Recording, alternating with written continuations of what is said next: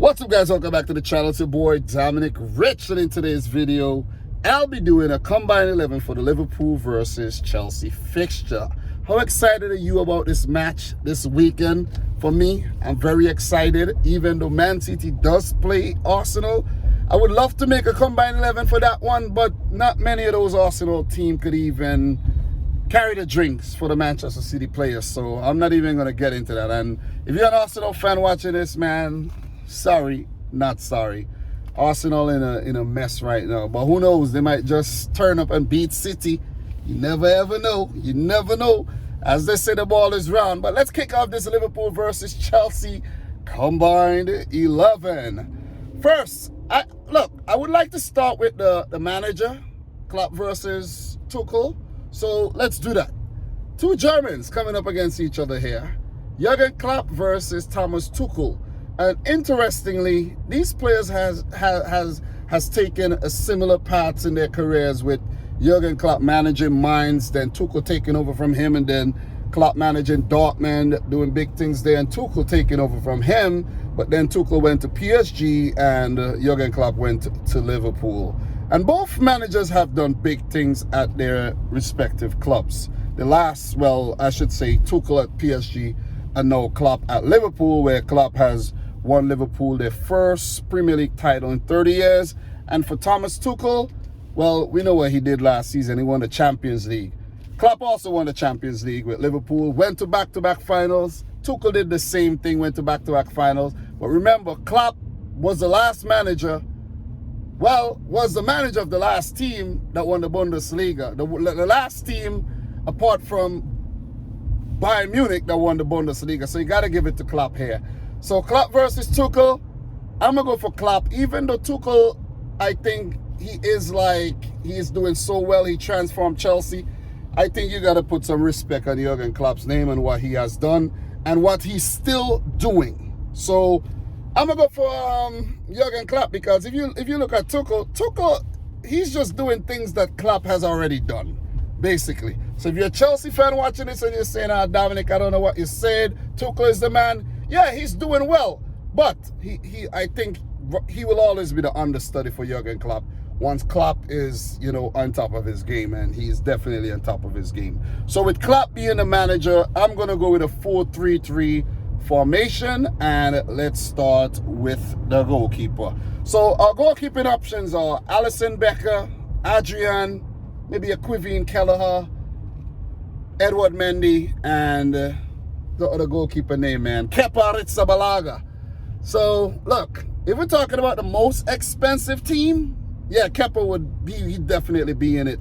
But we're not going to talk about, we're not going to even consider Kepa for this one, because we know how much of a disaster he has been at Chelsea, even though he had some highlights. But there's been more lowlights than highlights.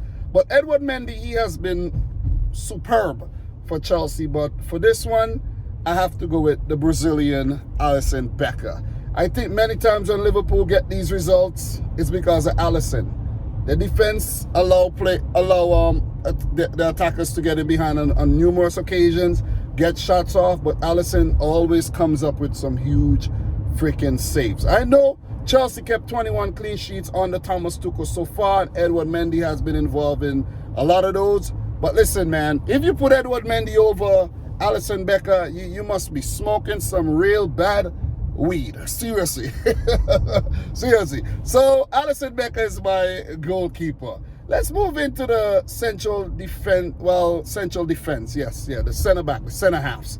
And it will be two center backs, and I'm going to be choosing the two of them at the same time. I'm going to go with the center back pairing of Virgil Van Dyke and Antonio Rudiger. Are you surprised, guys? Are you surprised I went with Rudiger? There's Joe Gomez, Joel Matip. There's Ibrahima Konate for Liverpool. There's Cesar Spilicueta could play as a center-back. There's Andreas Christensen, Thiago Silva. If it was last season with the Thiago Silva hype, I might have went with Thiago Silva. There's also Kurt Zuma, who's surplus to requirement. He might be leaving for West Ham or some other club. And there's Trevor Chalobah, the youngster who has came through. There's other players. There's other defenders, but we won't be talking about those right about now.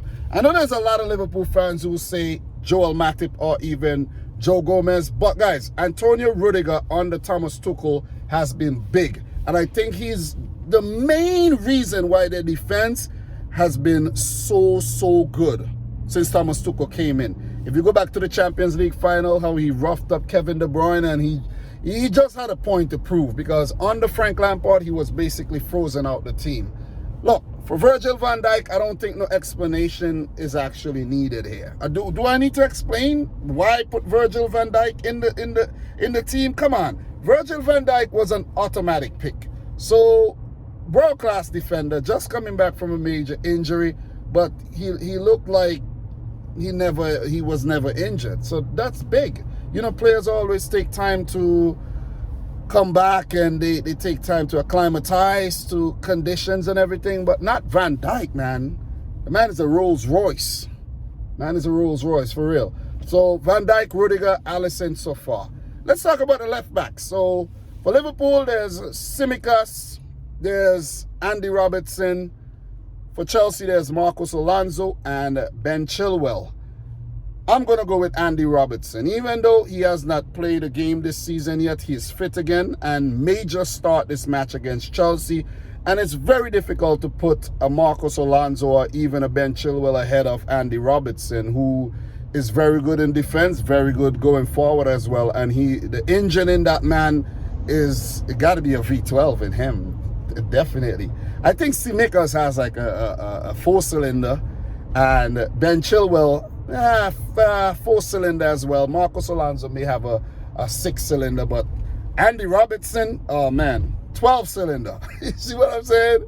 2 bags of 6, baby. So I'm going to go with Andy Robertson for the left back position. So, which means, look, can't say enough about this. This is a quality left back, and quality left backs we know are hard to find. I'm a Man City fan. I have Mendy to deal with every week, so I know.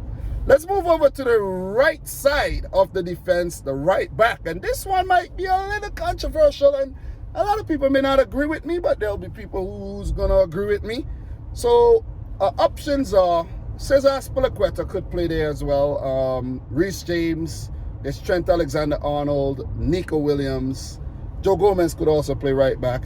But I'm going to go with Reece James. And the reason why I'm going to go with Reece James is he's higher up the pecking order when it comes to England, right? When it comes to England, him and Trent, he's higher up the pecking order than Trent Alexander-Arnold, who barely got into the England team for the Euros and had to withdraw because of injury. And if we consider the last season, Reece James had a better season. Reece James has started the season well, as well. And I know Trent has started the season well, but I think Reece James just pips him just a little bit. You see what I'm saying?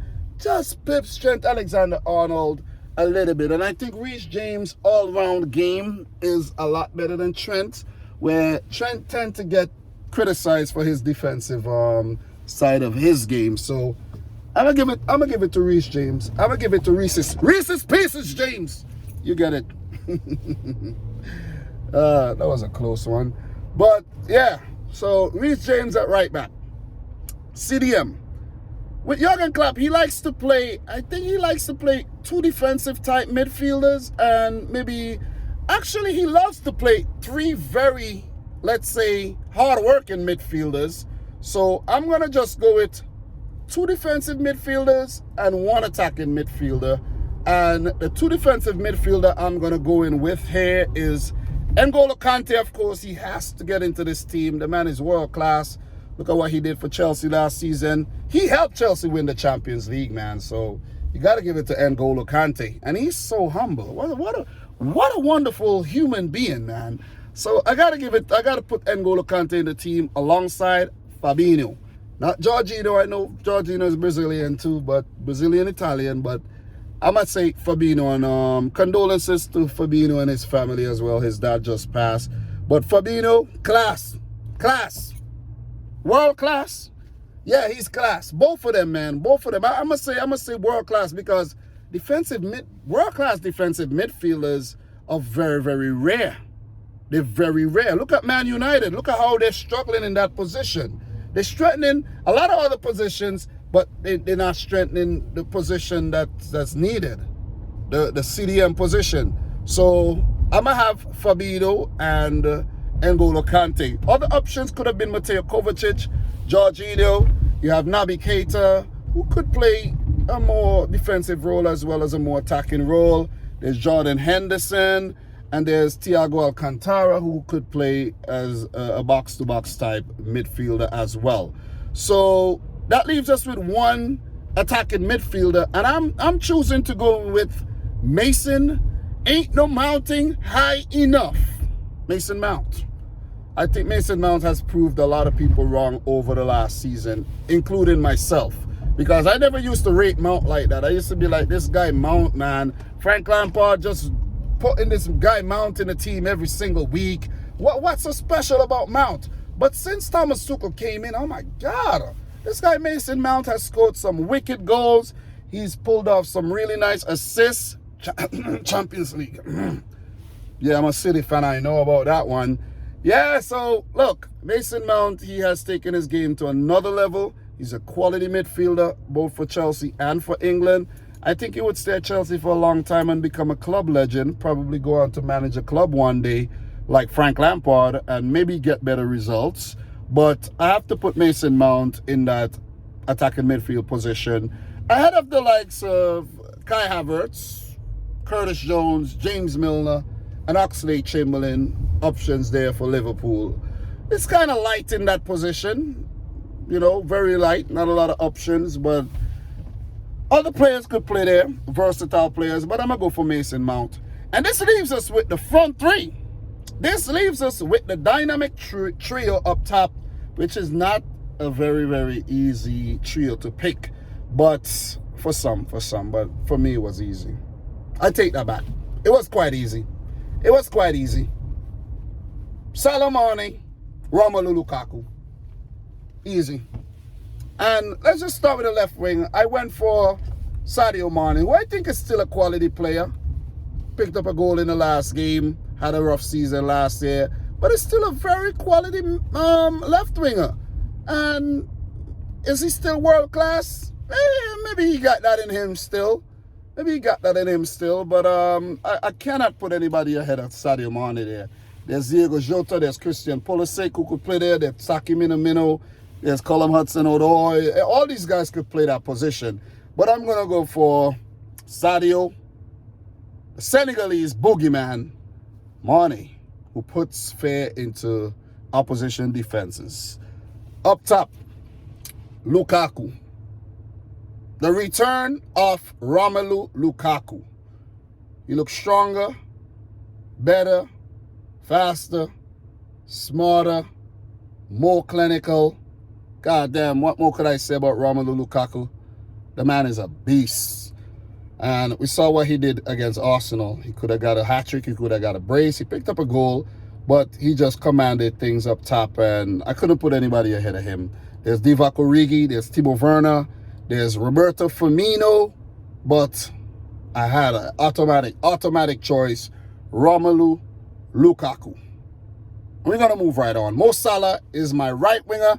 And he pips the likes of Callum Hudson-Odoi, Christian Pulisic could play in that position, if Hakim Ziyech, and so on and so forth. There's a few little bits and pieces players that could even play there. Harvey Elliott you could throw in there, throw in the mix as well. He's a promising youngster. But I had to go for Mo Salah, man. What an 11, though. What an 11. I'm not going to give you a bench, guys. The bench is too hard to pick. Way too difficult to pick. I don't want to be too controversial. I've already been controversial in some of these positions. But what an 11. Liverpool versus Chelsea. What a spectacle to behold this weekend. Marquee affair. Biggest game of the weekend. Forget about City versus Arsenal, man. City should brush aside Arsenal. Note I said should. But for this Chelsea-Liverpool game, guys, I really like it's... Today's Tuesday. I have Wednesday and some of Thursday to figure out what I'm going to predict for this, because I do a show on Thursdays, a live show, so I have to come up with a prediction. But this 11, listen, this is a good ass 11 right there. That combined 11, Salah, Mane, Lukaku, Mason Mount. No, wait. Mason ain't no mountain high enough. Then Fabinho, Kante. There's Reece James, Robertson, Van Dyke, and Antonio Rudiger with Alisson Becker in goal. God damn, Jurgen Klopp as a manager, Jesus Christ. Oh my God, oh man. Out in the streets, they call it murder. Listen. What a team. 2 champion 11s too. So teams that has recently won the Champions League, teams that has recently won the league. These lineups in terms of market value. Well, Liverpool almost $1 billion and Chelsea over $1 billion. So, goddamn, man. Looking forward to this game. The build-up is so real. I know you guys are looking forward to the game too, and it's just gonna be a grand event this weekend. It's all about entertainment, man. That's what it's all about. So guys, if you like the content and you're new around here, make sure you hit the subscribe button. If you're newly subscribed, thank you very much. I do appreciate it. Like the video if you like it. Let me know your thoughts down below. Oh, let me know your combined 11 down below. That'll be better. And from your boy Dominic Rich, just pulling up in front of my house. Thanks for watching. Peace out. Rich Squad. Peace.